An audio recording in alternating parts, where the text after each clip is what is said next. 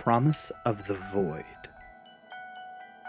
The blackened Essus root made a potion that glowed gold like dawn warming the morning fog, reassuring Liliana of the life-giving power it held.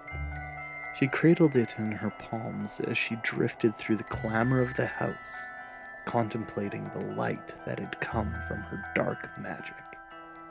The servants bowed and backed away as she approached, but quickly resumed their shouting and scrambling behind her.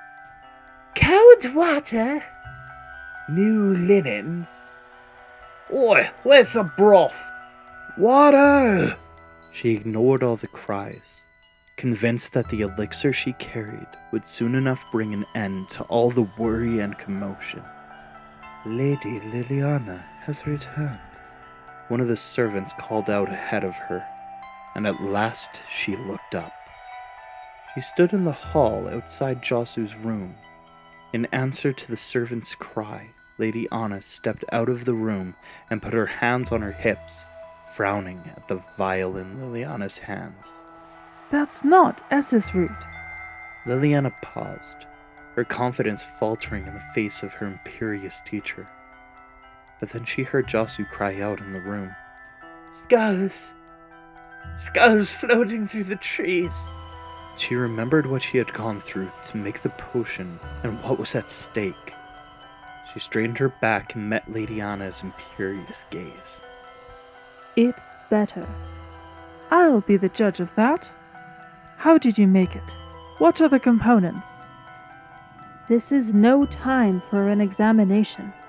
Josu is dying. The administration of curatives is not to be rushed. Some potions can do more harm than good. Anna folded her arms over her chest. Her eyes flicked down to the vial in Liliana's hands, and her lips curled. Witches! No! No! The flames! I made it from Essus root, but I enhanced it. Enhanced it? How? The burning! Ah! Josu was screaming, and Liliana could hear the hubbub of servants trying to calm him, to cool his fever, to bring some measure of relief to his torment. Stand aside, Lady Anna. Josu needs to drink this, now. Anna drew herself up, her face reddening. An apprentice does not address her master that way. Liliana took a deep breath, steeling herself. It was not just power blossoming inside her. She was opening, her mind expanding, her true self coming to the fore. This was her time. Her brother's life hung in the balance. She knew what she needed to do. Then it's time for my apprenticeship to come to an end. Your power is no match for mine anyway. Power? The healing arts aren't about power. You don't think so? Stand back and watch. She pushed past the healer into her brother's room and fell on her knees at his bedside. Stay away from my patient. All the long years of her apprenticeship, that voice had commanded instant obedience, and Liliana almost backed away out of pure reflex. But Josu seized her hand and looked at her. No, past her, and everything else faded away. Josu, can you hear me? The witches... They stripped the skin. He was no longer yelling. He sounded like a frightened child. Liliana lifted her glowing vial, and its golden light glimmered in Josu's eyes as he stared at it. Drink this, brother. It will bring you rest. She lifted the vial to his lips. Don't! Lady Anna made one final protest, but it was too late. The potion filled Josu's mouth, and a gleaming golden drop spilled down his chin. For a moment, fear twisted his face, and Liliana worried he might spit out the precious liquid. But then he swallowed, and again, and one more time. Then his eyes closed, and he settled back on his pillow. His only movement was the slow rise and fall of his chest as he breathed. Liliana smoothed his hair away from his sweaty forehead, and the hint of a smile came to the corners of his mouth. Liliana? Behind her, one of the servants gave a strangled gasp. He knows her. Fine. You've calmed his sleep. Now you can tell me. Lily! His eyelids opened wide to reveal two jet-black orbs. For an instant, she saw her face reflected in them. But dead. Her own eyes rotted away, her skin drawn tight over her bones. He stiffened, his blank eyes staring up at the ceiling. Liliana noticed a blackened spot on his lip, where her potion had dribbled from his mouth. As she watched, he seemed to shrink. His eyes sank back into his skull, and his pale skin grew waxy and tight. His cheekbones jutted from his face, and his lips drew back from his teeth. What have you done, child? She shouldered Liliana's side and bent over Jasu's still form. Liliana drifted to the foot of the bed, her mind reeling as she stared down at her brother. What had she done? The potion, her potion brewed by her skill and her magic, hadn't cured him at all. It had killed him. All her efforts, and the result was worse than if she had done nothing at all. Much worse. Liliana stood up from the bedside, her face grave, and began shooing the servants out of the room. Liliana sat at the edge of the bed next to her brother, pressing his cold, rigid hand between hers as if she could restore its warmth. Then his hand wrenched free of her grasp and seized her throat. Sharp nails bit into her skin. So much pain. He sat up, bringing his face right next to hers. Where have you sent me? The foul air of his breath stung her nostrils even as she fought to inhale, trying to pry his fingers off her neck. So much pain. Jasu screamed and threw Liliana against the wall. She crumpled to the floor as Liliana shrieked. Josu, I'm so sorry. Sorry. He staggered to his feet and lurched at her. You damned me, sister. Glaring at her, he brought his clawed fingers to his own neck. Damned me to endless torment. He raked his nails down his neck and onto his chest, tearing skin and cloth alike, but not a drop of blood welled in the gashes. Torment. Bracing herself against the wall, Liliana fought her way to her feet, edging away from him. But despite the stiffness of his limbs, he was fast, and he caught her neck in his hands again, pressing her back against the plaster. Let me help you, Josu. Come back, and we'll make this right. Help me. I am lost to the void, Lily. Lost. So why do I linger here? I don't know, brother. I don't know. But we'll fix it. Trust me. He tightened his grip and choked off her words. Trust you? Trust you? No! Let go of me. The void will have you, Lily. Its hunger will never die. It will have us both. Let me go. Her terror and grief burned away, leaving only cold anger. Memories of the moss-draped trees, clammy air, and reeking water at the heart of the calico flitted through her mind as mana streamed into her, chilling her blood and prickling her skin. I'll never let you go, little sister. Not anymore.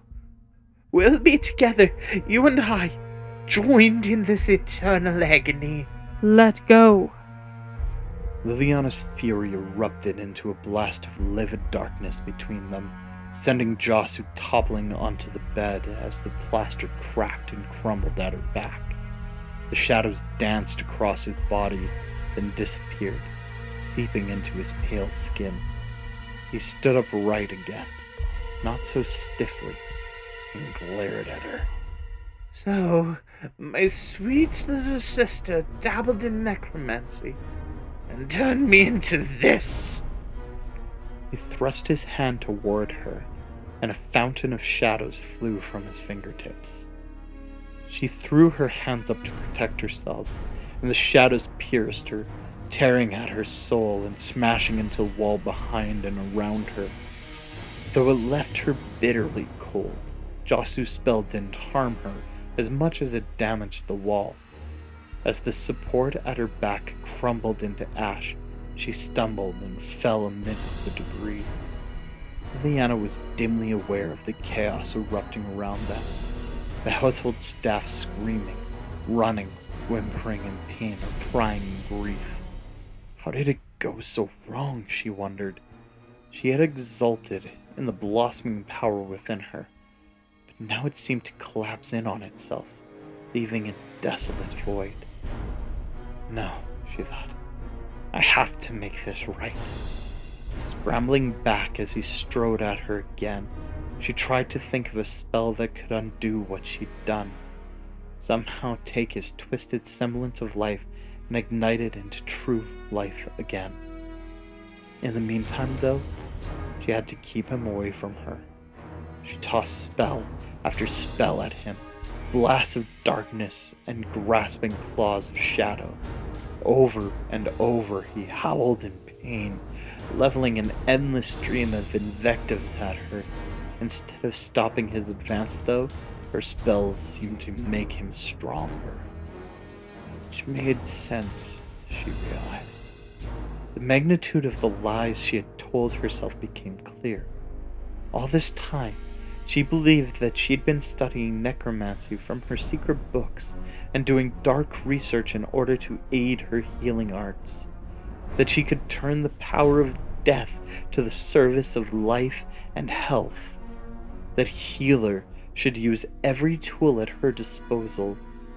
But Josu was the result, a horrible fusion of life and death. And all her spells meant to manipulate the life force of the living could do nothing to harm the dead. And Josu returned every spell with one of his own, smashing walls and shattering windows. Stray blasts deflected from their intended targets, struck servants and withered their flesh, melted their bones or consumed their souls. So much death, she thought. And unless I think of something soon, I'm next. Josu's relentless assault was taking its toll on her. The mana that had suffused her and fueled her magic seemed to dampen the effect of his spells on her. But it wasn't a perfect shield. Her hands were cold, her limbs stiff, and her thoughts slowing as the magic of death sapped her strength, body, and soul. Josu, the thing that had been Josu, stretched out his hand and shadow engulfed her. Claws of darkness clutched at her, lifting her from the ground and snatching at the motes of life and strength that remained in her body. She choked as shadows reached into her mouth, seizing the breath right out of her lungs. She felt as cold as death itself, suffocating as though she had been buried alive, trapped in the vice-like grip of her brother's magic. He stood right in front of her now, looking up into her eyes, his claw-like hands upraised as if they, not his spell, were holding her in the air and squeezing the life from her. Join me, Lily. All the torments of the void will be ours to share forever. Her eyes pleaded with him, but not a glimmer of compassion lit his lifeless black orbs. Finally, she closed her eyes, unable to look upon the horror she had created. Death closed in on her, and her head swam. Then, in her moment of utter desolation, something inside Liliana caught fire. A spark of infinite darkness, at once colder than the grip of death and hotter than the sun, dark and endless as the void, but eternally alive. An infinity of possibility, the power of creation itself, and annihilation. She snatched at this new power, seizing this last shred of hope.